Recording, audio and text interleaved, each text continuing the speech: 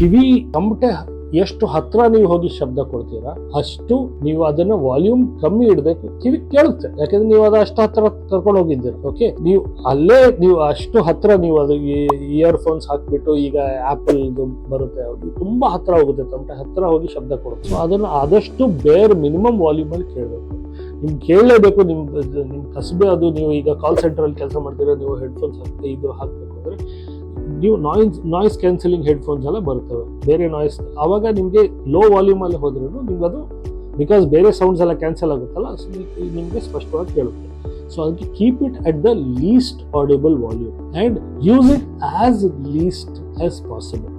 That is my advice. So ಹೊರಗೆ ಕೂತ್ಕೊಳ್ಳೋಂಗೆ ಈ ತರ ಬರುತ್ತೆ ದೊಡ್ಡದಾಗಿ. ಈಗ ಬೋಸ್ ಬರುತ್ತೆ. Bose is a very good brand. They work so much on the noise cancellation that you are able to get much clear sound and it sits on the ear on the outside. So that is actually much more preferred. ಕೆಲವು ಸಲ ಈ ಕಿವಿ ಒಳಗೆ ಹಾಕ್ಬಿಟ್ಟು ನಿಮ್ ಕಿವಿ ನೋವೆಲ್ಲ ಶುರು ಆಗುತ್ತೆ. So that is because ಅದು ಅಲ್ಲಿ ಪ್ರೆಸ್, ಒಂದ್ ಜಾಗದಲ್ಲಿ ಅದು ಪ್ರೆಸ್ ಮಾಡುತ್ತೆ. ನಮ್ ಕಿವಿಗೆ ಇಲ್ಲಿ ಒಳಗೆ ಸಪ್ಲೈ ಕೊಡುವಾಗಲೇ 4 ನರಗಳು ಇರ್ತವೆ, ಸೆನ್ಸರಿ ನರ್ವ್ಸ್. ಸೊ ಇದೆಲ್ಲ ಸೆನ್ಸರಿ, 4 ಸೆನ್ಸರಿ ನರ್ವ್ಸ್ ಇರುವಾಗ ಅದು ಯಾವ್ದಾದ್ರು ಒಂದು ಸ್ವಲ್ಪ ಒತ್ತು ಬಿಟ್ಟರೆ ನಿಮ್ಗೆ ಕಿವಿ ನೋವು ಬರುತ್ತೆ, ಹೆಡ್ಏಕ್ಸ್ ಬರುತ್ತೆ. ಸೊ ಅದಕ್ಕೆ select your device properly. Use noise cancellation technology so that you can hear the voice clearly at the least volume.